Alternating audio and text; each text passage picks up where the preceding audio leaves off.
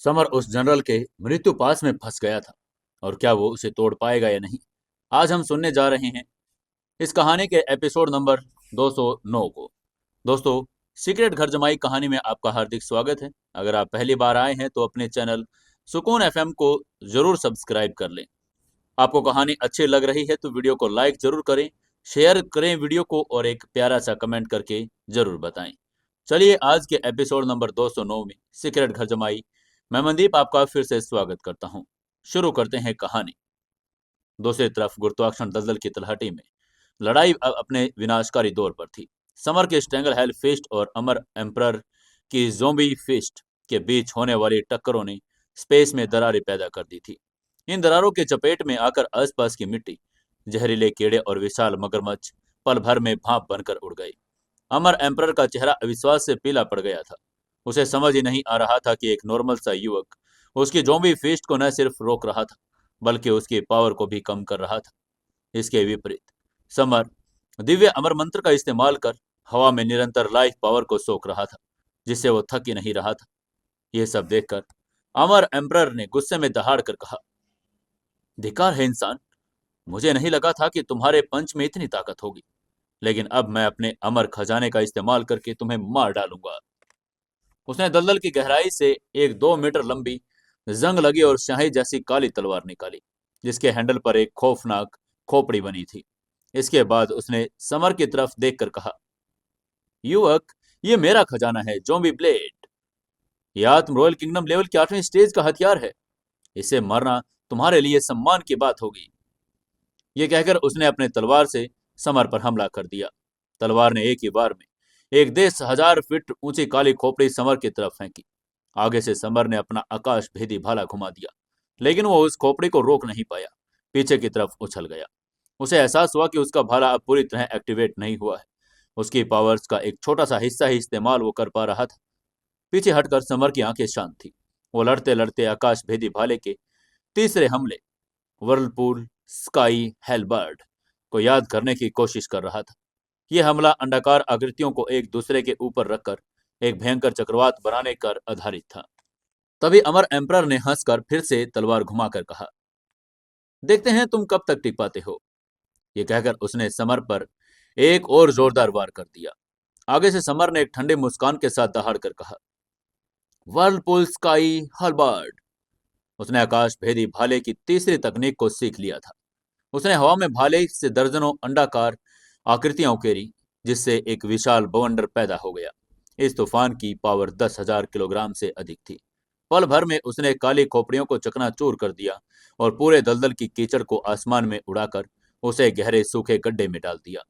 उसके इस हमले को देखकर अमर मंत्र दंग रह गया। उसका घर, उसका दलदल अब एक बंजर गड्ढा बन चुका था। लेकिन आगे से समर ने रुकने का नाम नहीं लिया। उसने एक बार फिर चक्रवात बनाया और अमर मंत्र की ज़ॉम्बी ब्लेड पर 100 से अधिक वार किए। 200वें वार पर वो एक एंशियंट तलवार कांच की तरह टूटकर बिखर गई थी।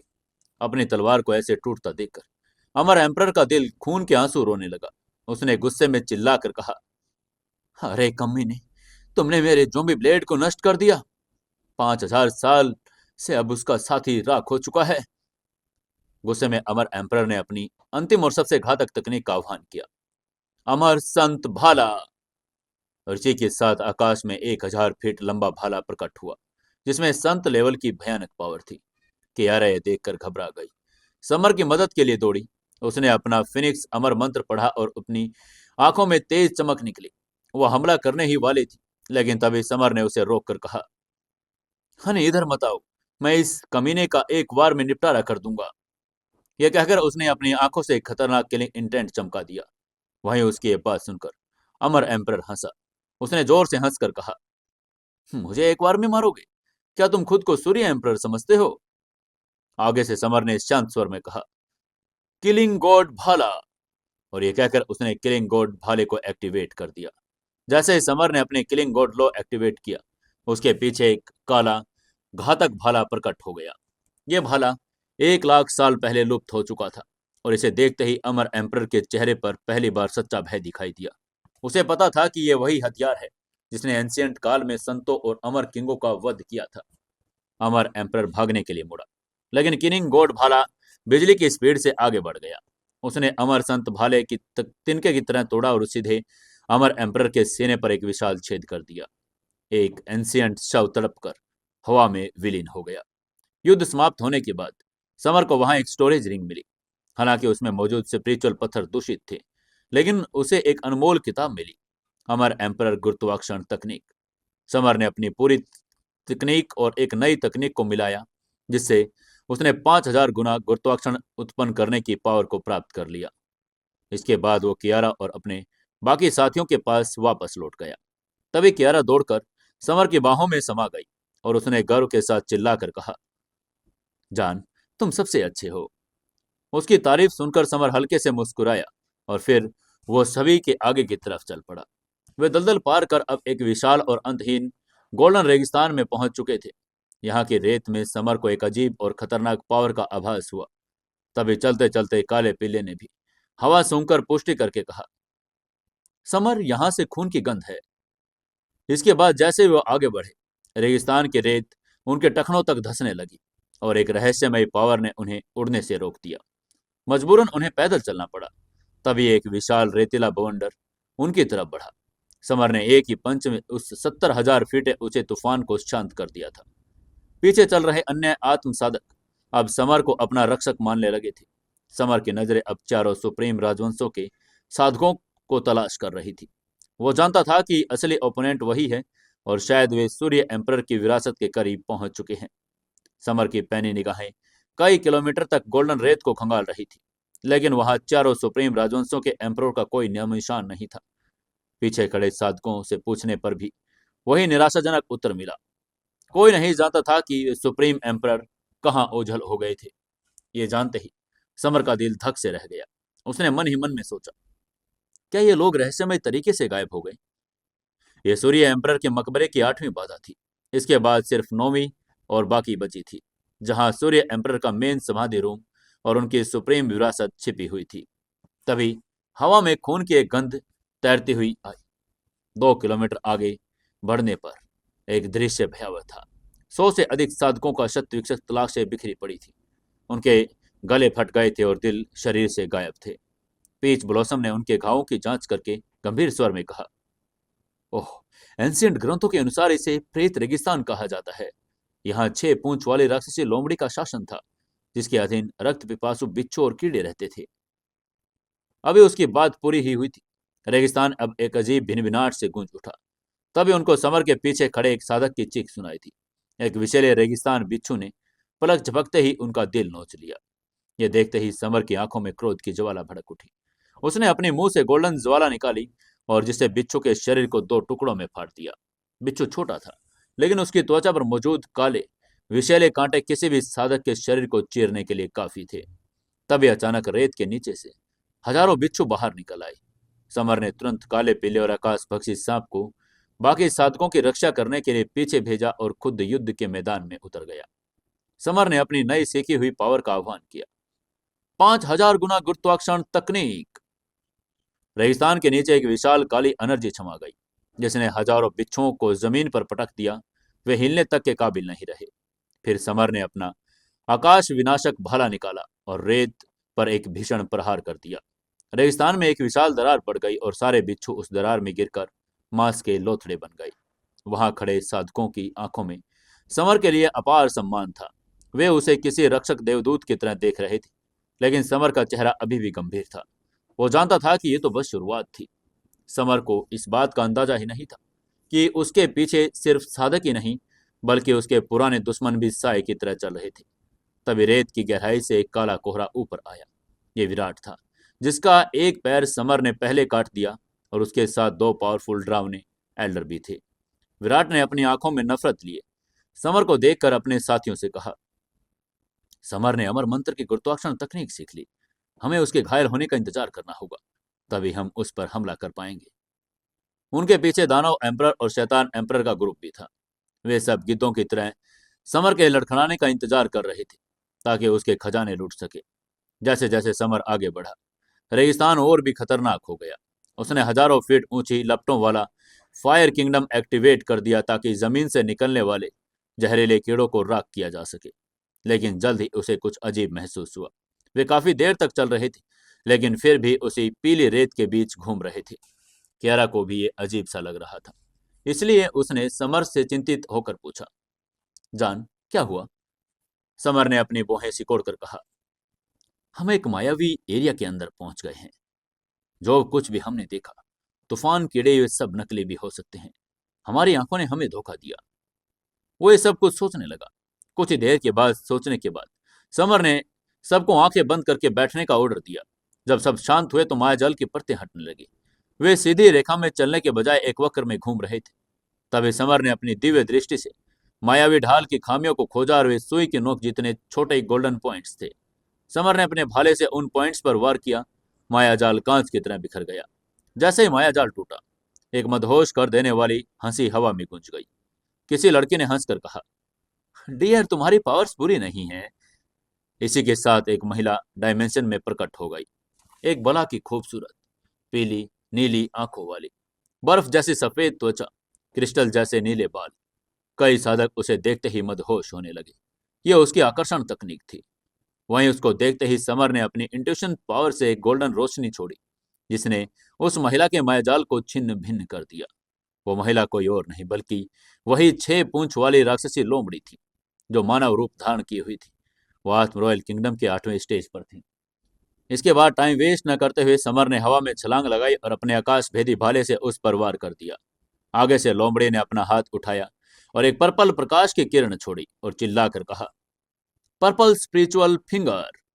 ये एक संत लेवल की तकनीक थी। जब भाला और पर्पल किरण टकराए तो ऐसा लगा मानो आकाश फट गया हो। समर का भाला अभी भी सील बंद था। उसने उस प्रचंड हमले को रोक दिया। ये कहकर वो महिला चौंक गई। उसने हैरान होकर कहा, तुम्हारा भाला वाकई एक अद्भुत हथियार है। प्रेत रेगिस्तान की तपती रेत अब एक ऐसे युद्ध की गवाह बनने वाली थी, जहां समर की बहादुरी और लोमड़ी की जादुई पावर्स के बीच महासंग्राम होना था। वहीं समर के चेहरे पर चिंता के भाव गहरा गए। उसने अपने लोमड़ी सामने पावरफुल तो मान लिया था, लेकिन ये नहीं सोचा कि उसके पास संत लेवल की तकनीक होगी। तब महिला ने एक दफा फिर अपना हाथ हवा में लहराया और उसकी उंगलियों से पर्पल प्रकाश की घातक किरणें निकलने लगी। Purple spirit finger. आगे से समर ने अपनी पूरी लाइफ पावर आकाश भेदी भाले में झोंक दी। जब भाले की काली रोशनी और पर्पल किरणें टकरा गई तो यूनिवर्स को हिला देने वाली आवाज हुई। इस टकराव की एनर्जी इतनी प्रचंड थी कि रेगिस्तान के नीचे छिपे विराट दानव एम्परर और उनके सब ऑर्डिनेट्स कांप उठे। कुछ किरणें तो सीधे उनकी तरफ आई, जिससे वे अपनी जान बचाने के लिए इधर उधर भागने लगे। विराट मन ही मन खुश हुआ कि उसने समर पर सीधे हमला नहीं किया, वरना वो इस तबाही में टिक नहीं पाता। जब भाला बेअसर साबित हुआ तो समर ने उसे एक तरफ रखकर अपनी गोल्डन ज्वाला को एक्टिवेट कर दिया। उसकी गोल्डन ज्वाला 9500 डिग्री सेल्सियस के भयानक तापमान ने हवा को भी झुलसा दिया था। वहीं समर की ये संत लेवल की ज्वाला को देखकर महिला की आंखों में लालच चमक उठा। उसने मुस्कुराकर कहा, तुम्हारे पास न सिर्फ आकाश भेदी भाला है, बल्कि संत की ज्वाला भी है। डियर, तुम्हारे खजाने तो अद्भुत हैं। तभी समर ने ज्वाला को महिला की तरफ लपका, लेकिन आगे से वो बिल्कुल शांत रही। उसने अपने हथेली के आकार की एक बोतल निकाली, जिसमें सफेद पानी की धार निकली। उस पानी को देखकर समर दंग रह गया। उसने हैरानी से बड़बड़ा कर कहा, होली शीट वाटर। ये संत लेवल का दुर्लभ जल था, जो आग का कट्टर दुश्मन था। जैसे ही जल और ज्वाला टकराई, समर की गोल्डन ज्वाला बुझ गई और उसने अपना शरीर बर्फ की तरह जमने लगा। उसके बालों और बोहों पर पाला जम गया। समर समझ गया कि वो एक नॉर्मल दुश्मन से नहीं लड़ रहा है। तभी महिला ने कुटिलता से कहा, डियर, व्यर्थ प्रयास मत करो। आज मैं तुम्हारी सारी फायर पावर सोख लूंगी। ये कहकर वो दोबारा से समर पर हमला करने के लिए तैयार हो गई। वहीं आगे से समर ने भी हार नहीं मानी। उसने अपने सबसे बड़े ट्रम्प कार्ड का आह्वान किया और चिल्लाकर कहा, ड्रैगन ब्लड। और ये कहते हुए उसने ड्रैगन ब्लड को एक्टिवेट कर दिया। जैसे समर के शरीर में ड्रैगन का ब्लड उबला, स्पेस में दिव्य ड्रैगन की 1000 फीट विशाल आकृति प्रकट हुई। ये सब देखकर महिला का चेहरा पीला पड़ गया। उसने घबरा कर कहा, तुम्हारे अंदर ड्रैगन ब्लड कैसे हो सकता है? लेकिन जल्द ही उसने भांप लिया कि समर के पास सिर्फ एक बूंद रक्त है। इसलिए उसने भी अपना ब्लड लाइन टोटम एक्टिवेट करके चिल्ला कर कहा, 6 पूंछ वाली राक्षसी लोमड़ी ब्लड लाइन टोटम। उसके अपने ब्लड लाइन टोटम को एक्टिवेट करते ही आकाश में 2 विशाल छाया टकरा गई। ड्रैगन के पंजों ने शून्य को चीर दिया और लोमड़ी की पर्पल पूंछ से जा टकराई। हालांकि समर के पास सिर्फ एक बूंद ब्लड था, फिर भी दिव्य ड्रैगन की पावर ने लोमड़ी के ब्लड लाइन टोटम को दबा दिया। महिला की पूंछ पर गहरे घाव हो गए। वो खून थूकते हुए पीछे जा गिरी। इससे गुस्सा होकर महिला ने अपना मानव रूप त्याग दिया और उसने असली रूप एक 2 मीटर लंबे पर्पल लोमड़ी में बदल गई। उसके बाल स्टील के कांटों जैसे सख्त थे। उसने एक एंशियंट बोतल निकाली जिसमें 9 पूंछ वाली राक्षसी लोमड़ी संत का संरक्षित ब्लड था। उसने समर की तरफ चिल्लाकर कहा, बेवकूफ, तुमने मुझे संत ब्लड इस्तेमाल करने पर मजबूर कर दिया। अब जो भी होगा उसके लिए मुझे दोष मत देना। ये कहकर लोमड़ी ने अपने दाहिनी हथेली पर वो ब्लड लगाया और जिसे एक संत की विशाल छाया ने समर पर वार कर दिया, जिसे टकराते ही समर की हड्डियां कांच की तरह चकनाचूर हो गई। वह हिंसक रूप से खून की उल्टी करता हुआ जमीन पर जा गिरा। अगर उसने मोर्टल बॉडी की प्रैक्टिस न की होती तो उसकी आत्मा भी नष्ट हो जाती। वहीं समर को मरणासन अवस्था में देखकर कियारा का धैर्य जवाब दे गया। उसने अपना फिनिक्स अमर मंत्र एक्टिवेट किया और उसकी आंखों से आइस फिनिक्स आई की 2 प्रचंड किरणें निकल गई। लोमड़ी ने उसे रोकने की कोशिश की, लेकिन फिनिक्स के प्रकाश ने उसके पंजों में 2 बड़े छेद कर दिए।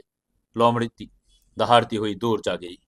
इसके बाद कियारा तुरंत समर के पास पहुंचते हुए बोली, कैसे हो डार्लिंग? मैं अपनी आइस फिनिक्स पावर से तुम्हें ठीक कर देती हूँ। यह कहकर उसने समर की कलाई पकड़कर अपनी एनर्जी उसे देना शुरू कर दिया। लेकिन तभी समर के रोंगटे खड़े हो गए। उसने अपने पीछे से एक भयानक खतरे का आभास किया, जिसको फील करते ही उसने तुरंत अपनी अंतिम पावर बटोर कर कियारा को एक तरफ धकेल दिया।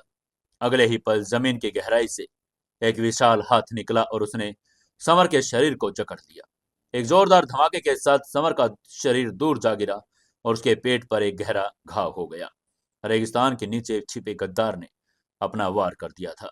समर खून से लथपथ था, लेकिन उसके आंखों में अभी भी वही ठंडी रोशनी चमक रही थी। क्या वह इस घातक हमले से जीवित बच पाएगा? रेगिस्तान की तपती रेत के नीचे से अचानक मौत का साया उभरा। उसको देखते ही जिया, सलोनी, पीच ब्लॉसम की सांसें थम गई। वे सभी समर के चारों तरफ सुरक्षा घेरे बनाए खड़े थे, लेकिन जमीन की गहराइयों से आने वाले इस घातक हमले का किसी को अंदाजा न था। वहीं उसको देखते ही जिया की आंखों में क्रोध की चिंगारी भड़क उठी। अपनी जादुई तलवार को एक्टिवेट करते हुए उसने पूरी ताकत से रेतीले टीलों पर वार कर दिया। उसने चिल्लाकर कहा, घटिया इंसान, तुम्हारी हिम्मत कैसे हुई छुपकर हमला करने की? बाहर आओ। उसकी आवाज रेगिस्तान के सन्नाटे को चीर गई। तभी जमीन के भीतर से एक ठंडी डरावनी हंसी गूंजी। उसने हंसकर कहा, इस पंच ने तुम्हारी जान तो नहीं ली, लेकिन अब तुम ज्यादा जिंदा नहीं बचोगे। रेत का सैलाब उठा और विराट 2 एल्ड्रो के साथ सतह पर आ गया। उसे देखकर समर की आंखों में नफरत उतर आई। समर ने उसको देखकर ठंडे स्वर में कहा, तो ये नीच हरकत तुम्हारी थी विराट। रेगिस्तान की गहराइयों में छिपकर हमला करना ही तुम्हारी फितरत है। वहां का तनाव अब चरम पर पहुंच गया था। विराट से निकलने वाली एनर्जी इतनी पावरफुल थी, उसने पूरे आसमान को ढक दिया। दूर खड़ी 6 पूंछ वाली लोमड़ी, जो पहले ही घायल थी, वो इस नई पावर को देखकर भी सहम गई थी। वो भागना चाहती थी, लेकिन तभी उसके पीछे 2 भयानक आकृतियां उभरी, दानव एम्परर और शैतान एम्परर। शैतान एम्परर एक लंबा काला चोगा पहने अधेड़ उम्र का आदमी था, जिसके चारों तरफ काली छाया मंडरा रही थी। वहीं दानव एम्परर एक महिला थी, जिसके बाल पर्पल थे और उसके शरीर से निकलने वाली राक्षसी एनर्जी सबको पीछे धकेल रही थी। वे दोनों आत्म रॉयल किंगडम के 8वें स्टेज पर थे। उनकी नजरें लोमड़ी के राक्षसी सार पर टिकी थी। वे समर का इस्तेमाल सिर्फ लोमड़ी को थकाने के लिए कर रहे थे। वहीं समर की स्थिति नाजुक थी। कियारा ने अपनी फिनिक्स पावर उसे दे दी, जिससे उसके कुछ घाव तो भर गए थे, लेकिन विराट का हमला संत लेवल का था। इसलिए समर ने अपने पेट के घाव को भरने के लिए आकाश अमर मंत्र का आह्वान किया और उसके शरीर से गोल्डन रोशनी फूटने लगी। ये देखते ही विराट ने उपहास करके कहा, व्यर्थ है, मैंने आइस फिस्ट पंच से तुम्हारे पेट में छेद किया। आज तुम्हारी मौत तो निश्चित है दोस्त। लेकिन समर ने सिर्फ एक ठंडी निगाह उस पर डाल दी।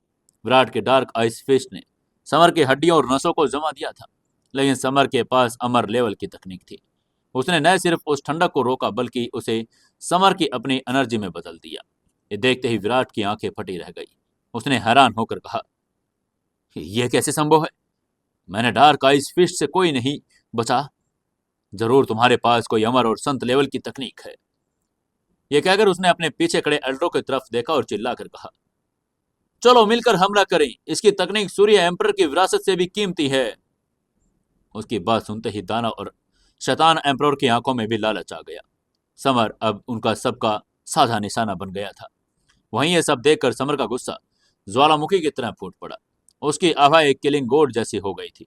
उसने अपने दांत भींच कर कहा, धिक्कार है विराट, पिछली बार मैंने तुम्हारा पैर काटा था, लेकिन आज मैं तुम्हारा सिर काट दूंगा। ये कहकर उसने अपनी उंगलियों के बीच गोल्डन ज्वाला उत्पन्न की और उसे आगे छोड़ दिया। आग की वो लपट भयानक तापमान के साथ विराट की तरफ बढ़ गई।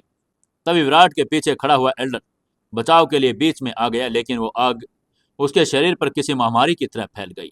दर्द से तड़पते हुए उसने अपने हाथ पैर काट डाले, लेकिन समर ने उसे मौका तक नहीं दिया। तभी समर ने अपने पवन एलिमेंट पंख फड़फड़ाए, पलक झपकते ही एल्डर के सामने पहुंच गया। उसका आकाश भेदी भाला एल्डर के तीर को चीर कर पार कर गया। आत्म रॉयल किंगडम के 7वें स्टेज का मास्टर एक ही झटके में ढेर हो गया। ये देखते ही एक आंख वाले एल्डर ने चिल्लाकर कहा, कमीने, तूने मेरे भाई को मार डाला, मैं तुम्हें मार दूंगा। ये कहते हुए उसने अपनी काली जादुई तलवार निकाली, जिससे एक विशाल खोपड़ी जैसी आकृति निकली। हालांकि उसके हमले को देखकर भी समर शांत खड़ा रहा। जैसे ही तलवार उसके नजदीक आई, वैसे उसने अपना भाला घुमाया और भाले से टकराते ही वो काली तलवार कांच की तरह चकनाचूर हो गई। इसके बाद समर ने ठंडी मुस्कान के साथ कहा, चूंकि तुम अपने भाई को इतना पसंद करते हो, तो उसके साथ नरक में जाने के लिए तैयार हो जाओ। वो सुनने में विलीन हुआ और अगले ही पल एल्डर के गले को अपने भाले से छेद दिया। कुछ ही पलों में विराट के 2 सबसे ताकतवर फाइटर मारे जा चुके थे। ये देखते ही देखते चारों तरफ सन्नाटा छा गया। कियारा जिया सलोनी की आंखों में चमक आ गई। उनके पति की अजय पावर ने सबका दिल जीत लिया था। विराट अब थर थर कांप रहा था। उसने कांप कर कहा, तो तुम इतने पावरफुल कैसे हो गए? उसकी बात का जवाब देने के बजाय समर ने दहाड़ कर कहा, वर्लपुल स्काई हलबर्ड। और यह कहकर उसने भाले की तीसरी तकनीक से विराट पर हमला कर दिया, जिसे रेगिस्तान में एक विशाल भंवर बन गया, जिसके खींचने की पावर करोड़ों किलो के बराबर थी। विराट ने काली एनर्जी की ढाल बनाने की कोशिश की, लेकिन भंवर ने उसके तिनके तिनके कर दिए। देखते ही देखते विराट का बचा हुआ पैर और पूरा शरीर उस भंवर में पिसकर मांस के लोथड़े में बदल गया। अब जब उसकी आत्मा भी भागने लगी, तो समर ने अपने मुंह से गोल्डन एनर्जी थूकी और उसकी आत्मा को भी 2 टुकड़ों में तोड़ दिया। विराट का अस्तित्व अब हमेशा के लिए मिट गया था। उसी पल समर को महसूस हुआ, उसका आकाश भेदी भाला विकसित हो रहा है। स्वर्ग देवता के लो उसके भीतर प्रवाहित होने लगे, जिससे उसे चौथी मुद्रा का ज्ञान हुआ, विनाश आकाश भाला। ये तकनीक डायमेंशन को चकनाचूर करने और अस्तित्व को मिटाने वाली पावर थी। समर का चेहरा पसीने से भीगा था, लेकिन उसकी नजरें अब 6 पूंछ वाले राक्षसी लोमड़ी पर थी। उसने उसकी तरफ देखकर कहा, अब तुम्हारी बारी है। ये कहते हुए उसकी आंखों में खतरनाक किलिंग इंटेंट आ गया। वहीं उसके इस किलिंग इंटेंट को भांपकर लोमड़ी ने भागने के लिए छलांग लगाई, लेकिन समर ने उसे भागने नहीं दिया। उसने अपनी पूरी लाइफ पावर उस भाले में झोंक दी। पूरा आकाश काला पड़ गया, मानो प्रलय आ गई हो। समर ने चिल्लाकर कहा, विनाश आकाश भाला। उसने भाले की चौथी तकनीक को एक्टिवेट कर दिया, जिससे एक भयानक धमाका हुआ। काली विनाशकारी एनर्जी ने लोमड़ी को जकड़ लिया। उसकी चीख हजारों मीटर दूर तक जा गई। लोमड़ी का शरीर, उसकी पूंछ और उसकी आत्मा सब कुछ अंधेरे में विलीन होकर राख हो गया। जब अंधेरा छटा, सूरज की रोशनी वापस आई, तो वहां सिर्फ समर खड़ा था। इसके बाद उसने अपना लहूलुहान भाला दानव और शैतान एम्परर की तरफ तान दिया। चिल्लाकर कहा, क्या तुम भी मुझसे लड़ना चाहते हो? समर की आवाज में साक्षात मौत का दे था। दोनों एम्परर की रूह कांप उठी। उन्हें समझ आ गया था कि उनके सामने खड़ा युवक कोई नॉर्मल आत्म साधक नहीं, बल्कि एक अजय फाइटर बन चुका था। 6 पूंछ वाली राक्षसी लोमड़ी और विराट की दर्दनाक मौत देखकर दानव और शैतान एम्परर की रूह कांप चुकी थी। वे जानते थे कि समर के पास संत लेवल की पावर्स और हथियार भी हैं। बिना एक पल गवाए वो दोनों तेज तीरों की तरह आसमान में विलीन हो गए। उन्होंने खजाने के लालच के ऊपर जीवन को चुना। जैसे वे ओझल हुए, पीच ब्लॉसम ने समर के पास आकर पूछा, तुमने उन्हें जाने क्यों दिया? वे आगे चलकर हमारे लिए एक बड़ा खतरा बनेंगे। लेकिन समर ने उसकी बात का जवाब नहीं दिया। जैसे एम्परर की एनर्जी पूरी तरह ओझल हुई, समर के मुंह से खून का फुहारा फूटा और वो बेजान होकर जमीन पर गिर पड़ा। उसका चेहरा राख की तरह सफेद हो गया था। यह देखकर कियारा चिल्लाती हुई उसके पास आई और उसने समर से पूछा, जान, तुम्हें क्या हुआ? समर ने कांपती आवाज में कहा, विनाश आकाश भाले ने मेरी सारी लाइफ पावर निचोड़ ली। उस लोमड़ी को मारने के लिए मैंने अंतिम एनर्जी लगा दी। मुझे जल्दी कहीं छिपने के लिए लेकर चलो। अगर बाकी के एम्परर को मेरी हालात के बारे में पता चल गया तो हम सब मारे जाएंगे। कियारा और सलोनी ने तुरंत समर को सहारा दिया और रेत के टीलों के बीच एक सुरक्षित धसी हुई जगह पर ले गई। वहां कियारा ने अपनी अंगूठी से दुर्लभ जड़ी बूटियां निकालकर समर को दी। समर ने पालती मारी और दिव्य अमर मंत्र का आह्वान किया। लेकिन तभी अचानक पूरे रेगिस्तान में हरे रंग की लाइफ पावर के कारण नाचने लगे। समर का शरीर एक भंवर की तरह उस एनर्जी को सोखने लगा। 1 घंटे के भीतर उसके नसों में नया ब्लेड और पावर दौड़ने लगी। जब वो खड़ा हुआ तो उसकी आभा पहले से भी ज्यादा प्रचंड थी। उसके हालात देखकर कियारा ने राहत की सांस लेकर कहा, क्या अब तुम ठीक हो? वो समर के चेहरे को देखकर बता सकती थी कि अब वो ठीक था। समर ने मुस्कुराकर उसके गाल को सहलाकर कहा, बिल्कुल, अब सिर्फ अंतिम पड़ाव बचा है। ये कहते हुए उसने कियारा का हाथ पकड़ा और आगे की तरफ चल पड़ा। उसके साथी भी उसके पीछे पीछे चल पड़े। रेगिस्तान को पीछे छोड़कर उनके पीछे का दृश्य बदल गया और अब उनके सामने हरे भरे मैदान और विशाल वृक्ष थे। जल्दी वे एक ऐसे स्थान पर पहुंचे जहां 10,000 वर्ग मीटर में फैला एक विशाल हरा कांस्य का महल था। महल के चारों तरफ लाल ताबीजों की एक प्रोटेक्शन परत चमक रही थी, जिसने एक अभेद्य हाफ संत लेवल का घेरा बना दिया। महल के बाहर क्रिम्सन फायर कॉन्टिनेंट की सबसे बड़ी पावर्स पहले ही जमा थी। हमीद, कृतिका और विष्णु, ये सभी आत्म रॉयल के 8वें स्टेज के फाइटर थे। हमीद ने अपना अष्टकोणीय कंपास निकाला और उससे उत्तरी रोशनी जैसी किरणें द्वार पर छोड़ी, लेकिन द्वार टस से मस नहीं हुआ। कृतिका ने अपनी ब्लड एनर्जी से प्रहार किया, लेकिन वो भी नाकाम रही।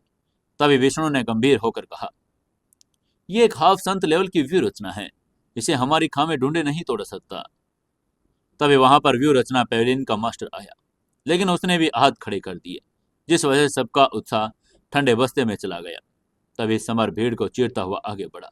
उसे देखते ही लोग डर के मारे रास्ता देने लगे, लेकिन विष्णु ने उसका उपहास करके कहा, समर, ये तुम्हारे बस का नहीं है। जब बड़े बड़े मास्टर फेल हो गए तो तुम क्या करोगे? हट जाओ यहां से। आगे से समर ने ठंडी मुस्कान के साथ कहा, कौन कहता कि मैं इसे हल नहीं कर सकता? विष्णु, क्या तुम शर्त लगाने की हिम्मत रखते हो? वो विष्णु की इंसल्ट करना चाहता था। तभी विष्णु ने घमंड से बोला, कैसी शर्त? समर ने मुस्कुराकर उसके सामने अपनी शर्त रखकर कहा, अगर मैं वीर रचना को तोड़ पाया तो तुम्हें मुझे डैडी कहना पड़ेगा, और अगर मैं हार गया तो मैं तुम्हें डैडी कहूंगा। बोलो, मंजूर है? समर की बात सुनकर वहां खड़े हजारों आत्म साधक दंग रह गए। किसी ने उम्मीद नहीं की थी कि समर को ऐसी शर्त रखेगा। वहीं उसकी बात सुनकर विष्णु का चेहरा गुस्से से नीला पड़ गया, लेकिन उसने अपनी रेपुटेशन बचाने के लिए इस शर्त को एक्सेप्ट करके कहा, ठीक है, लेकिन अगर तुम हारे तो मैं तुम्हारी टांगे भी तोड़ दूंगा। समर ने लापरवाही से हाथ हिलाकर उसकी इस बात को एक्सेप्ट कर लिया। इसके बाद समर ने अपनी दिव्य दृष्टि एक्टिवेट की। उसने देखा कि गेट के कोनों में सुई की नोक से भी छोटी दरारें थी, 5, 9 और 13 और 1900 मीटर की दूरी पर। यह देखते ही उसने अपनी ड्रैगन बोन की पावर को अपनी उंगली में केंद्रित किया, उन पॉइंट्स पर वार कर दिया। देखते ही देखते वो अभेद्य प्रोटेक्शन घेरा मकड़ी के जाले की तरह फट गया और चांदी की किरणों में बिखर कर गायब हो गया। ये देखते ही पूरी भीड़ ने चिल्लाकर कहा, अविश्वसनीय, समर ने हाफ संत लेवल के विरचना को भी तोड़ दिया। उन सभी को अपनी आंखों पर विश्वास ही नहीं हो रहा था।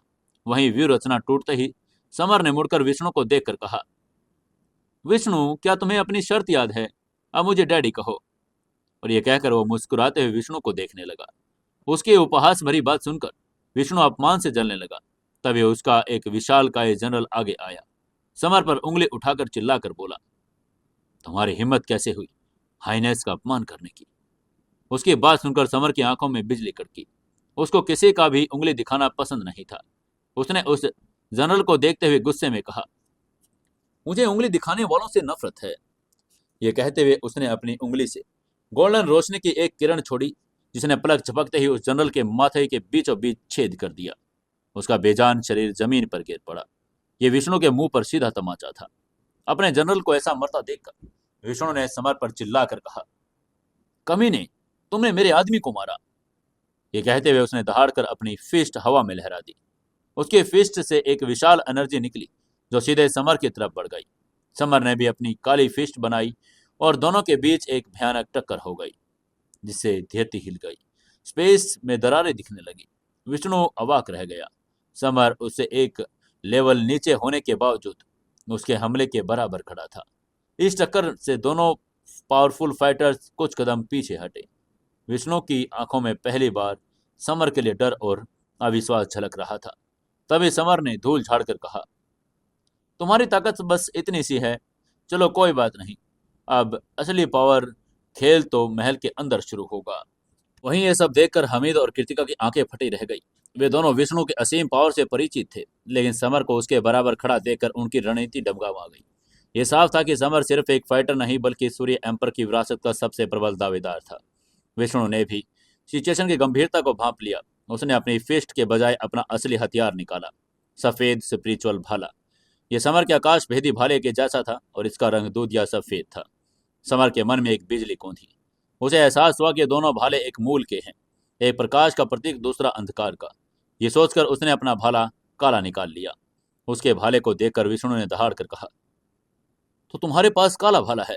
ये मेरे भाले का पूरक है। आज मैं तुम्हें मारकर इसे अपना बना लूंगा, प्रकाश का भाला। और उसने अपने भाले से समर पर वार कर दिया। जैसे ही विष्णु ने प्रहार किया, चारों तरफ एक चकाचौंध रोशनी फैल गई। ये रोशनी इतनी शुद्ध थी कि आसपास के खड़े लोगों के मन में किलिंग इंटेंट मिटने लगे। लेकिन समर नहीं डगमगाया।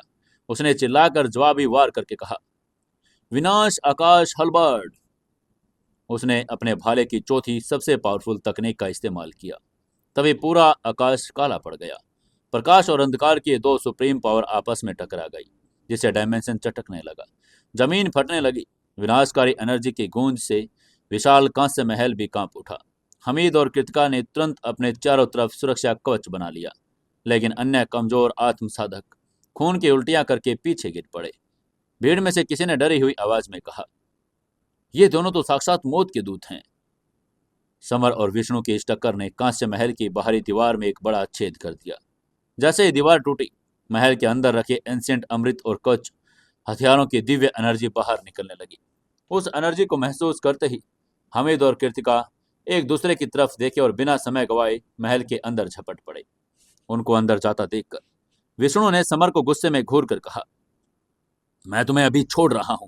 एक बार मुझे सूर्य एम्परर की विरासत मिल जाए, फिर तुम्हारा अंत निश्चित है। और ये कहकर वो बिजली की स्पीड से महल के अंदर घुस गया। उनके जाते ही समर ने अपनी टीम की तरफ देखकर कहा, चलो दोस्तों, अब संकोच का समय नहीं।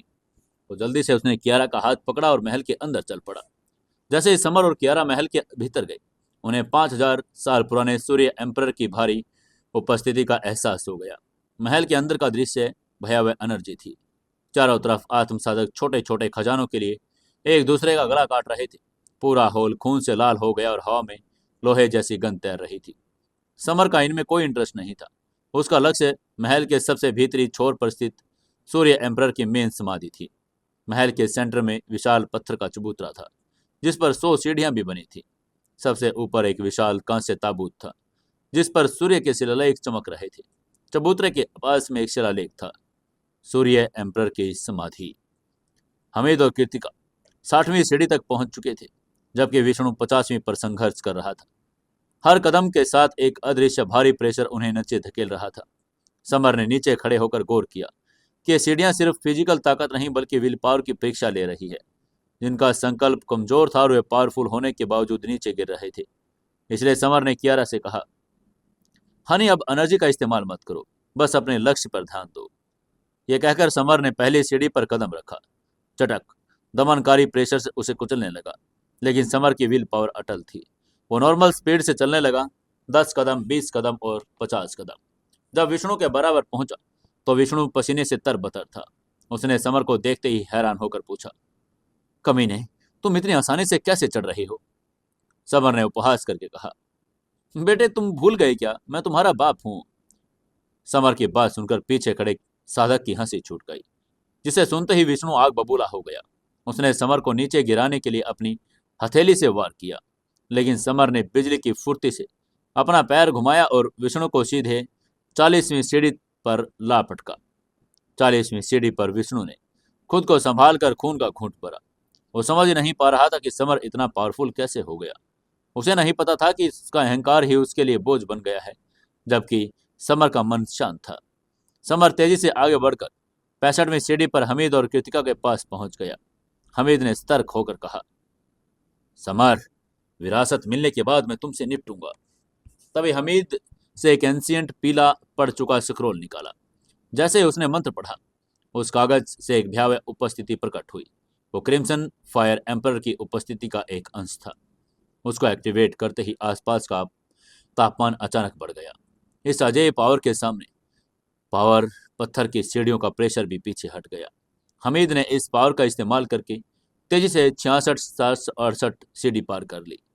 उसको ऐसे आगे जाता देखकर कृतिका की भौहें सिकुड़ गई। उसे अंदाजा नहीं था कि हमीद इतना पावरफुल संत लेवल का हथियार छिपा कर रखेगा। अब समर और कृतिका के लिए विरासत तक पहुंचना ही चुनौतीपूर्ण हो गया। तभी कृतिका ने एक मोहक मुस्कान बिखेरी, हमीद की तरफ देखकर कहा, तुम्हें क्या लगता है कि तुम्हारे पास क्रिम्सन फायर एम्पर की उपस्थिति है?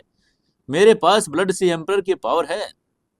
ये कहकर उसने अपनी स्टोरेज रिंग से एक लाल रक्त पन्ना निकाला, जिस पर खुद ब्लड सी एम्पर की उंगलियों के निशान थे।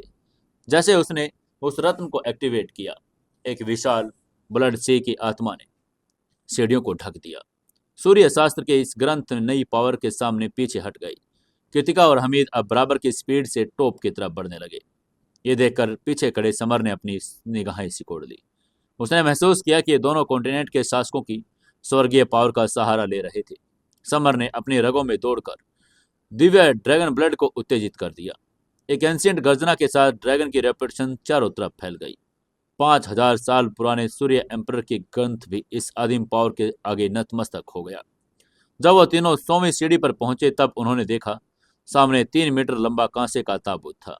उसको देखते ही हमीद ने अपना अष्टकोणीय कंपास निकाला, लेकिन वो ताबूत को छूकर वापस उछल गया। उसके पीछे कृतिका ने अपना मैजिक ब्लड बोतल निकाली और ये बोतल एक हाफ संत लेवल का खजाना थी। बोतल से निकली ब्लड किरण ने अंतरिक्ष को चीरकर ताबूत पर प्रहार किया, लेकिन ताबूत से निकली हरी रोशनी ने उसे भी नाकाम कर दिया। ये सब देखने के बावजूद समर ने अपनी दिव्य दृष्टि से ताबूत पर बारीकी से निरीक्षण किया। उसने बुदबुदा कर कहा, ये 4 उंगलियों के निशान, ये सूर्य एम्परर की खुद की छाप है। यही वो सेंटर है जो तुम्हारे हमलों को पलट रहा है। समर ने अपनी लाइफ पावर को शांत किया और ताबूत के करीब पहुंचा। उसने पाया कि ये 4 निशान नॉर्थ, साउथ, ईस्ट और वेस्ट दिशाओं के स्टिक निर्देशक थे। जैसे समर ने अपनी चेतना उन पर निशानों में प्रवाहित की, वह एक दूसरी ही दुनिया में पहुंच गया। समर की आत्मा अब एक ऐसी दुनिया में थी जहां सब कुछ आग के लपटों से घिरा हुआ था। यह सूर्य फायर सार था, जिसका तापमान 11,000 डिग्री सेल्सियस था। नॉर्मल साधक पल भर में राख हो जाता, लेकिन समर की गोल्डन ज्वाला ने इस आग को अपना आहार बना लिया। उस आग के बीचों बीच उसे एक लाल जेड पत्थर की किताब मिली। यह सूर्य पुराण था। यही वो महान तकनीक थी जिसने 5000 साल तक इस कॉन्टिनेंट पर शासन किया। समर ने इसे खोलते ही पहले अध्याय सूर्य संत पाम की प्रैक्टिस शुरू कर दी। उसकी हड्डियों और नसों में सूर्य की प्रचंड एनर्जी समाने लगी थी। इसी बीच विष्णु भी 100वीं सीढ़ी पर पहुंच चुका था। समर को ध्यान मुद्रा में देखकर उसने अपना पंच ताना। वो समर को पंच मारने ही वाला था, लेकिन तभी कृतिका ने उसे रोक कर कहा, रुक जाओ, वो ताबूत खोलने का तरीका ढूंढ रहा है। उसको एक बार ताबूत तो खोलने दो, उसके बाद हम उससे निपट लेंगे।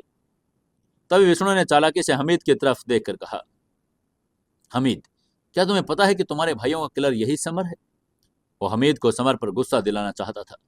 उसकी बात सुनते ही हमीद का चेहरा गुस्से से तमतमा उठा। उसने चिल्लाकर कहा, अगर ऐसा है तो साथ समर का बचना असंभव है।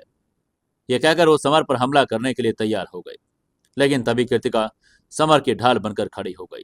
उसने बीच में आकर हमीद को फिर रोक लिया और बोली, अगर तुम उसे मारना चाहते हो तो पहले तुम उससे मुझसे निपटो। यह कहकर वो हमीद पर हमला करने के लिए तैयार हो गई थी। हमीद ने भी उसके चैलेंज को एक्सेप्ट किया और इसी के साथ आसमान में 8 को कंपास और मैजिक ब्लड बोतल आपस में भिड़ चुके थे। कांस्य प्रकाश और ब्लड सी के तिरंगों के बीच भयानक युद्ध छिड़ गया। संत लेवल के हाफ स्टेज के इन हमलों ने पूरे समाधि रूम को हिलाकर रख दिया। हमीद और कृतिका एक दूसरे के जाने दुश्मन बन गए थे। तभी विष्णु ने इस अफरा तफरी का फायदा उठाया। उसकी आंखों में एक धूर्त चमक आ गई। जब कृतिका और हमीद एक दूसरे से उलझे थे, विष्णु दबे पांवों से समर की तरफ बढ़ने लगा। समर अभी भी सूर्य पुराण की प्रैक्टिस में लीन था। उसे बाहरी दुनिया की सुध नहीं थी। तभी अचानक उसे अपनी पीठ पर साक्षात काल का आभास हुआ। वो अपनी साधना से झटके से बाहर आया और पवन पंखों का इस्तेमाल कर एक तरफ हट गया, लेकिन वह विष्णु के हमले से पूरी तरह नहीं बच पाया। एक तीखे हथियार ने समर की कोहनी को आर पार छेद कर दिया। समर का अभेद्य शरीर, जो इस्पात से भी कठोर था, पहली बार इस तरह लहूलुहान हुआ था। उसने मुड़कर देखा, सामने विष्णु अपना सफेद भाला लिए खड़ा था। विष्णु की आंखों में घमंड था, पर समर की आंखों अब एक केवल खतरनाक किलिंग इंटेंट था। समर ने गुस्से में गरज कर कहा, तुम कमीने हो, मुझे लगता है कि तुम्हारी मरने की बहुत इच्छा हो रही है। आगे से विष्णु ने लापरवाही से जवाब देकर कहा, तुम्हारे पास इतनी ताकत नहीं कि मेरी इच्छा पूरी कर सको। समर ने तिरस्कार मुस्कान के साथ जवाब देकर कहा, तो आज तुम मेरी ताकत ही देख लो। ये कहकर समर आगे बढ़ा। उसको आगे बढ़ते ही उसका पूरा शरीर गोल्डन ज्वाला से घिर गया। सूर्य एनर्जी को सोखने वाले इन ज्वाला का तापमान 11,000 डिग्री सेल्सियस तक पहुंच गया था, जो एक पूरे ज्वालामुखी को राख करने के लिए पर्याप्त था। समर ने किसी हथियार का इस्तेमाल नहीं किया, बल्कि अपने भीतर सूर्य पुराण का संचार किया, वो महान साधना तकनीक जिसकी प्रैक्टिस खुद सूर्य एम्परर करते थे। आगे से विष्णु ने अपना भाला लहराया, लेकिन समर ने हवा में अपना दाहिना हाथ घुमाया और सूर्य संत पाम से प्रहार किया। 7,000 फुट लंबी आग की लपटें विष्णु के भाले से जा टकराई। पिंग की आवाज के साथ समर ने भाले को किनारे से हटाया और उसकी हथेली सीधे विष्णु की छाती के आर पार हो गई। विष्णु का शरीर हवा में उछला। वो सीधे कांस्य ताबूत से जा टकराया और खून उगल रहा था। उसकी हड्डियां चकनाचूर हो चुकी थी। वो स्तब्ध था कि कुछ ही समय पहले समर का बराबरी का ओपोनेंट था, लेकिन अब अंतर अकल्पनीय था। विष्णु ने कांप कर कहा, तुमने कौन सी तकनीक का इस्तेमाल किया? मेरी रॉयल लेवल की प्रोटेक्शन भी इसे नहीं रोक पाई। हैरानी और डर उसके चेहरे पर साफ दिखाई दे रहा था। वहीं आगे से समर खामोश रहा। उसने विष्णु की बात का कोई जवाब नहीं दिया। उसने अपनी हथेली में दोबारा एनर्जी भरी। मौत को सामने देखकर विष्णु ने आनन फानन में अपना आकाश भेदी कवच निकाला। वो आत्म रॉयल किंगडम के 9वें स्टेज का टॉप खजाना था, लेकिन समर की प्रचंड हथेली के आगे वो भी कांच की तरह टूट गया था। समर ने विष्णु को दबोच लिया। उसने अपनी भक्षक एनर्जी का आह्वान किया और विष्णु के शरीर से उसका सार ब्लड सोखना शुरू कर दिया। जैसे ही एनर्जी समर के भीतर समाई, उसके सूर्य नाभिक में 8वां निशान प्रकट हुआ और वो अब 8वें स्टेज में पहुंच चुका था। जैसे ही सबको लगा कि विष्णु मर चुका है, उसका मांस और खून फिर से जमने लगा। ये देखकर समर ने अपनी आंखें सिकोड़ी और बड़बड़ा कर कहा, तो तुम्हारे पास बलि का बकरा ताबीज है। समर समझ चुका था कि विष्णु ने कौन सी तकनीक का इस्तेमाल किया। देखते ही देखते विष्णु फिर से समर के सामने खड़ा हो गया, लेकिन उसका चेहरा पीला पड़ चुका था। यह ताबीज एक संत लेवल के हाफ स्टेज का खजाना था, जो धारक की जगह खुद मौत झेल लेता था। लेकिन यह सब देखकर भी समर डरा नहीं।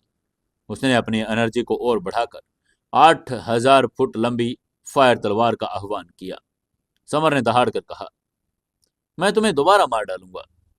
ये कहकर वो विष्णु को मारने के लिए आगे बढ़ गया। वहीं विष्णु को खतरे में देखकर हमीद बीच में कूद पड़ा। उसने अपना अष्टग्राम कंपास किनारे रखा और क्रिम्सन फायर एम्परर स्वॉर्ड निकाल ली। इस धधकती लाल तलवार के प्रकट होते ही आसपास का स्थान पिघलने लगा। हमीद ने पूरी ताकत से तलवार चलाई, जिसकी रोशनी ने स्पेस को चीर दिया। आगे से समर ने सूर्य संत पाम का इस्तेमाल किया। समर के सूर्य संत पाम और हमीद की तलवार के टकराते ही यूनिवर्स जैसे कांप उठा। सभी की ताकत एकदम अलग, हैरान कर देने वाली थी। तभी एक अजीब घटना घटी। जैसे ही कांस्य ताबूत ने क्रिम्सन फायर एम्परर की एनर्जी को महसूस किया, उसमें से एक नीली रोशनी निकली। उस साधारण से दिखने वाली किरण ने हमीद की अविनाशी तलवार में एक बड़ा छेद कर दिया। ये सब देखकर स्तब्ध रह गई। हमीद डर के मारे पीछे हट गया। समर ने इस मौके का फायदा उठाया और उसने बिजली की स्पीड से विष्णु के दिल पर अपनी उंगली से वार कर दिया। इस बार विष्णु के पास कोई ताबीज नहीं बचा। वो हमेशा के लिए खत्म हो गया। इसके बाद समर ने उसका भाला छीनकर अपनी स्टोरेज रिंग में रख लिया। तभी अचानक ताबूत से हरा धुआं उठा। उसने पूरे स्थान को ढक लिया। ताबूत का ढक्कन खुला और उसमें से प्रकाश की 3 किरणें निकली, जिन्होंने समर, हमीद और कृतिका को अपने अंदर खींच लिया। बाहर खड़ी कियारा और अन्य लोग देखते रह गए। वे लाख कोशिशों के बाद भी उस ताबूत को हिला तक नहीं पा रहे थे। तभी काला पीला उनके पास आया, उनको समझाकर बोला, ये ताबूत ओबिसिडियन स्टील से बना है। जब तक तुम संत नहीं बन जाते, तुम लोग इसे नहीं खोल पाओगे। वहीं उधर ताबूत के भीतर का नजारा भयावह था। वो एक आत्मनिर्भर डायमेंशन था जिसके भीतर एक पूरा निर्जीव ग्रह समाया था। समर, हमीद और कृतिका एक ऐसे जमीन पर खड़े थे जो लाशों और विशालकाय हड्डियों के ढेर से बनी थी। तभी कृतिका ने अपने फिनिक्स आइज से निरीक्षण करके सभी को इसके बारे में बताकर कहा, यह ग्रह सूर्य एम्परर का मस्ट ग्रह हो सकता है। यहाँ की मिट्टी पूरी तरह से आइस एनर्जी से भरी है। इसी बीच सभी ने देखा कि सामने से काली अशुभ एनर्जी का कोहरा उठ रहा था।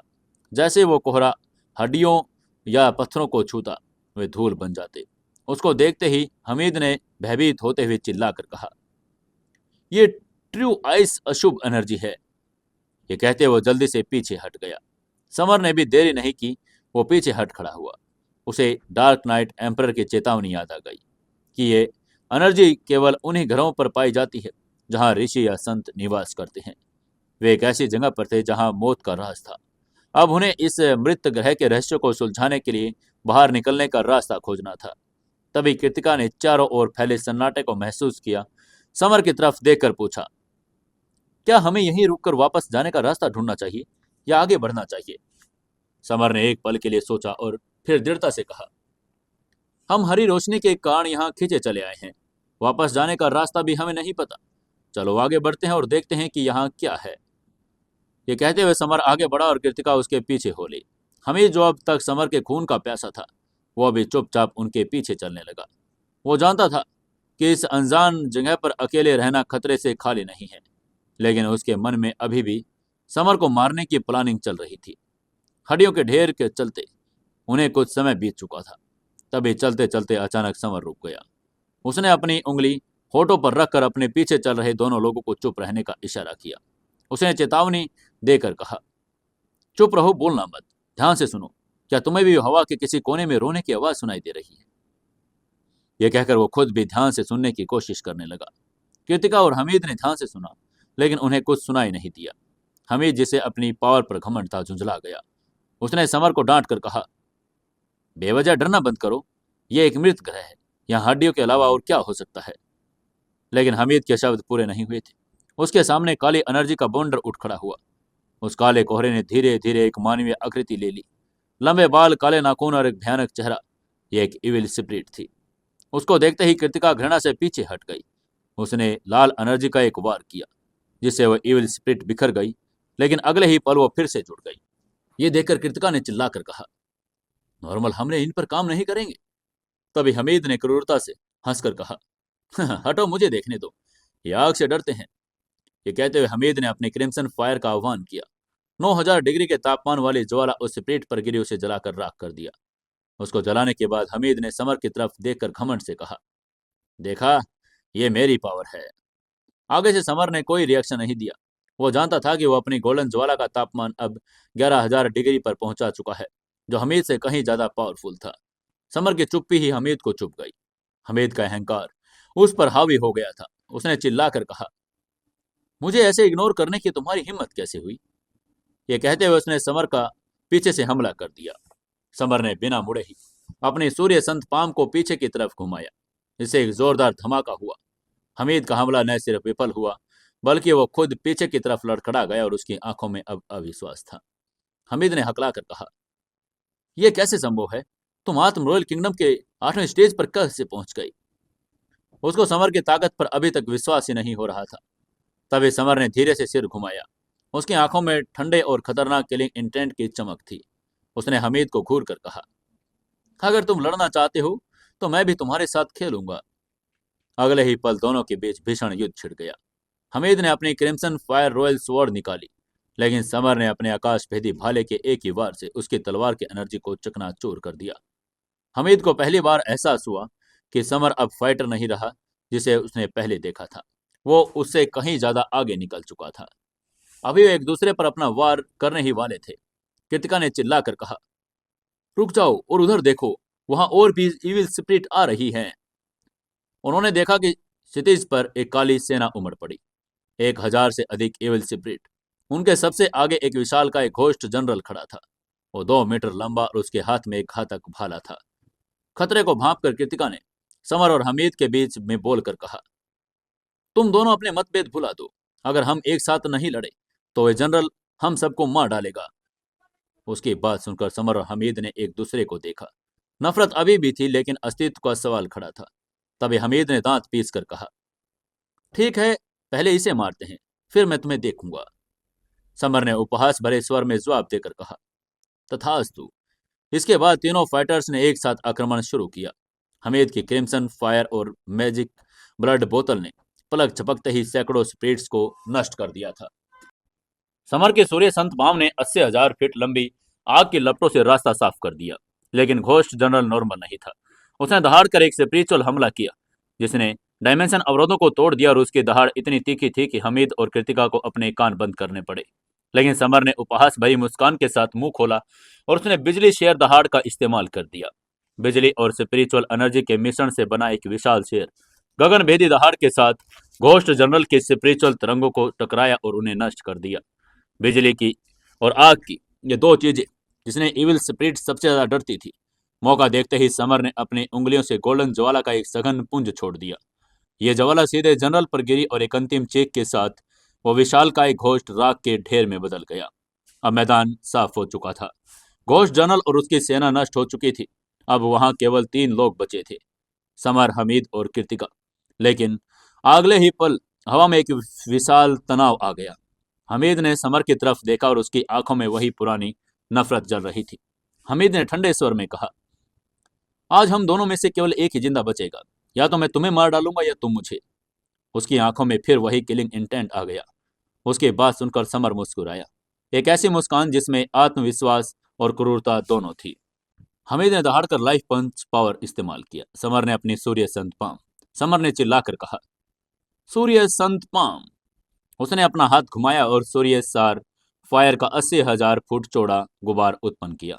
11,000 डिग्री के तापमान वाले इस ज्वाला ने हमीद की प्रोटेक्शन को कागज की तरह जला दिया। हमीद का शरीर पीछे उड़ता हुआ एक विशाल चट्टान से जा टकराया। उसका कवच तार तार हो चुका था, पसलियां टूट गई थी, जिसकी वजह से अपमान और क्रोध में भरकर हमीद ने चिल्लाकर कहा, समर, तुमने मुझे मजबूर कर दिया, अब मेरी असली पावर देख। ये कहते हुए उसने चिल्लाकर आगे कहा, असेंस ब्लड इग्निशन, ज्वाला tiger emperor blood line totem. और ये कहकर उसने अपने ब्लड लाइन टोटम को एक्टिवेट कर दिया। इसके साथ ही हमीद के सिर के ऊपर एक विशाल काय ज्वाला टाइगर प्रकट हुआ, जिसका आकार 80,000 फीट था। यह टाइगर किसी पहाड़ जैसा विशाल था और उसकी आंखों में खून की प्यास थी। आगे से समर ने ठंडी नजर से उसके देखकर उपहास भरी स्वर में कहा, सिर्फ एक ब्लड लाइन टोटम, मुझे लगा था कि कुछ और होगा। यह कहकर समर ने अपनी आंखें बंद की और चिल्लाकर बोला, भक्षक ब्लड लाइन टोटम। इसके साथ ही समर के सिर के ऊपर एक काला भंवर बन गया। यह भंवर स्पेस में एक ब्लैक होल की तरह घूम गया। एक गड़गड़ाहट के साथ भंवर ने उस विशालकाय ज्वाला टाइगर को अपनी ओर खींचा और पल भर में उसे निकल गया। हमीद की सबसे बड़ी पावर अब समर के शरीर में जा चुकी थी, जिससे समर का सूर्य नाभिक और अधिक पावरफुल हो गया। और हमीद और कृतिका ये सब देखकर हैरान थे। हमीद ने खून की उल्टी करके कहा, नहीं नहीं, यह असंभव है। अब उसकी पावर छिन जा चुकी थी। उसको अब कुछ समझ ही नहीं आ रहा था कि आगे क्या करे। वहीं समर ने भी मौका हाथ से जाने नहीं दिया। एक और सूर्य संत पाम का वार सीधे हमीद के दिल पर लगा। हमीद की आंखों में जीवन की चमक बुझ गई। उसका शरीर चट्टान के नीचे के अथाई गहा में गिर गया। समर और कृतिका ने खाई के किनारे से नीचे देखा। नीचे केवल गहरा अंधेरा और काली गैस थी। समर ने अपनी स्पिरिचुअल एनर्जी नीचे भेजी, लेकिन 1,000 मीटर नीचे पहुंचते ही उसे एक भयानक ठंडक महसूस हुई, जिसने उसकी आत्मा को जमाने की कोशिश की। कृतिका ने भी कोशिश की, लेकिन उसे भी चोट लगी और मुंह से खून निकल आया। ये सब देखकर समर ने गंभीर होकर कहा, ओह, ये जगह बड़ी खतरनाक है। हमीद निश्चित रूप से मर चुका है। अब हमें आगे बढ़ना चाहिए। इसके बाद वो लोग वहां से आगे चल पड़े। खाई के तल पर हड्डियों के एक काले चबूतरे पर हमीद का शव पड़ा था। वहां की इविल एनर्जी ने उसके शरीर में प्रवेश करना शुरू कर दिया। हमीद की अचानक आंखें खुली, लेकिन वे आंखें अब उसकी नहीं, वे काली और शैतानी थी। एक भयानक हंसी गूंज गई। उसने जोर से हंसकर कहा, 1,00,000 साल, और मैं 1,00,000 साल से इंतजार कर रहा था। धन्यवाद मानव शरीर, धन्यवाद। वो हमीद नहीं बल्कि एक एंशिएंट शैतान था, जिसके शरीर पर कब्जा उसने कर लिया। उसके इस शरीर पर काले निशान उभर आए। उसने चट्टान की दीवार पर चढ़ना शुरू कर दिया। उसका निशाना अब समर और कृतिका थे। वहीं दूसरी तरफ समर और कृतिका आगे बढ़ रहे थे। यह दुनिया के खतरों से भारी था। एक जगह समर ने एक इविल स्पिरिट को छोड़ा और अपनी शैडो गोड आई का इस्तेमाल करके उसे पूछताछ की। समर ने उससे पूछा, ये कौन सी जगह है? उस इविल स्पिरिट ने कांप कर जवाब देकर कहा, यह कांस्य ग्रह है। यह भी कांस्य संत का निवास था, जिन्हें एक अमर ने मार डाला। बाद में सूर्य एम्परर इसे यहां ले आए। उसकी यह बात सुनकर कृतिका की आंखें चमक उठी। उसने एक्साइटेड होकर समर से कहा, समर, इसका मतलब यहाँ के संत की विरासत है। यह सूर्य एम्प्रेस की विरासत से भी बड़ी हो सकती है। उसकी बात सुनकर समर की आंखों में चमक आ गई। वो स्पिरिट के मार्गदर्शन में वहां एक विशाल गुफा में पहुंचे। यहाँ एक समाधि स्थल था। तभी समर ने एक हड्डी का टुकड़ा गुफा की तरफ फेंका, जो तुरंत एक सफेद एनर्जी लहर में टकराकर राख हो गया। समर ने देखते ही कहा, यहाँ एक संत लेवल की व्यू रचना है। और इसके बाद उसने डार्क नाइट एम्परर से मदद मांगी।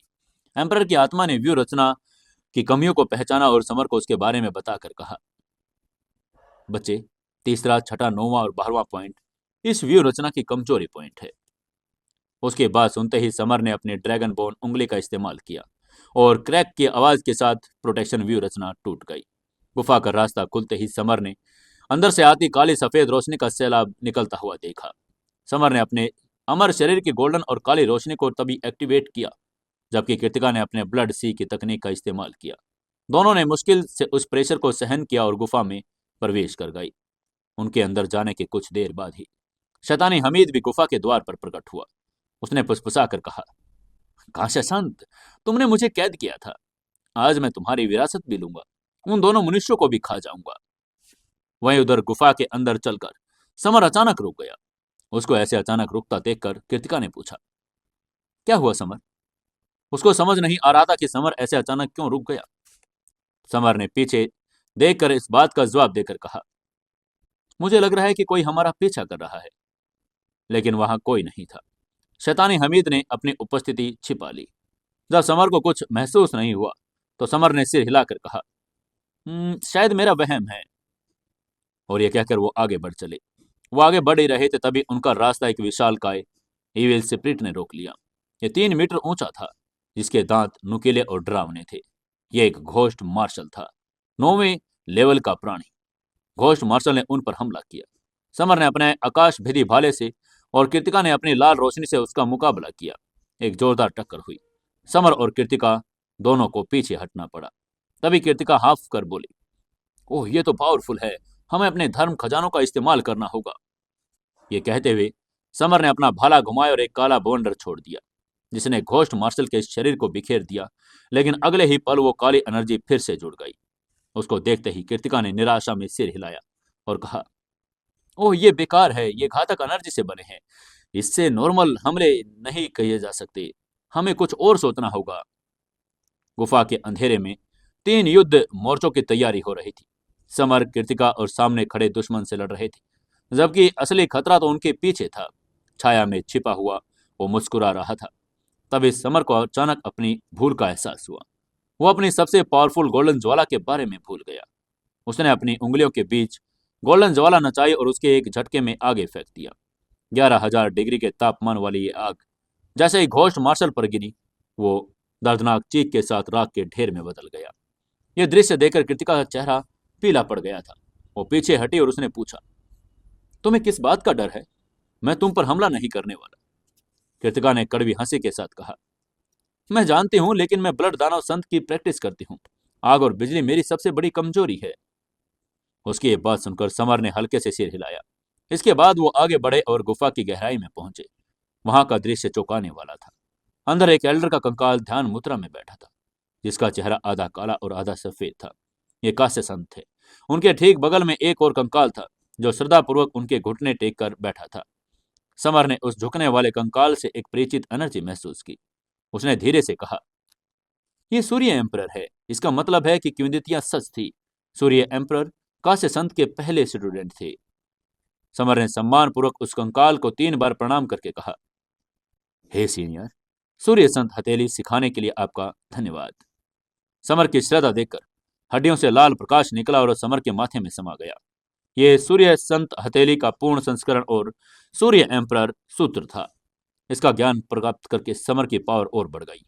तभी समर ने देखा कि वहां पास में एक लाल मोती पड़ा है, सूर्य संत मोती। समर ने उसे उठाया और कृतिका की तरफ बढ़ाकर बोला, ये तुम्हारे लिए है। कृतिका ये देखकर चौंक गई और उसने हैरान होकर कहा, मेरे लिए क्यों? इसे तुमने खोजा है। आगे से समर ने मोती उसे थमाकर कहा, मेरे पास गोल्डन ज्वाला है। तुम्हारे पास इन भूतों से लड़ने के लिए कोई ज्वाला नहीं, इसलिए तुम्हारी रक्षा करेगा। समर की बात सुनकर कृतिका अवाक रह गई। हाफ संत लेवल का खजाना कोई इतनी आसानी से किसी को कैसे देगा? उस पल समर के प्रति उसका सम्मान और गहरा हो गया। तभी गुफा में एक शांत गूंजती हुई आवाज सुनाई दी। ये कासे संत की बची हुई विल पावर थी। उसने समर से कहा, छोटे बच्चे, तुमने मेरे स्टूडेंट की विरासत एक्सेप्ट की, इसलिए मैं भी तुम्हें अपनी कासे संत तकनीक प्रदान करता हूं। लेकिन समर के पीछे वो काली छाया अभी भी छाई हुई थी। क्या वो काली छाया अब समर को कासे संत की तकनीक को लेने देगी या नहीं? क्या वो बीच में रुकावट डालेगी या नहीं? जानने के लिए जुड़े रहिए अपनी कहानी सीक्रेट घर जमाई के साथ। दोस्तों, कहानी को ज्यादा से ज्यादा शेयर करें, कमेंट करें और लाइक जरूर से जरूर करें।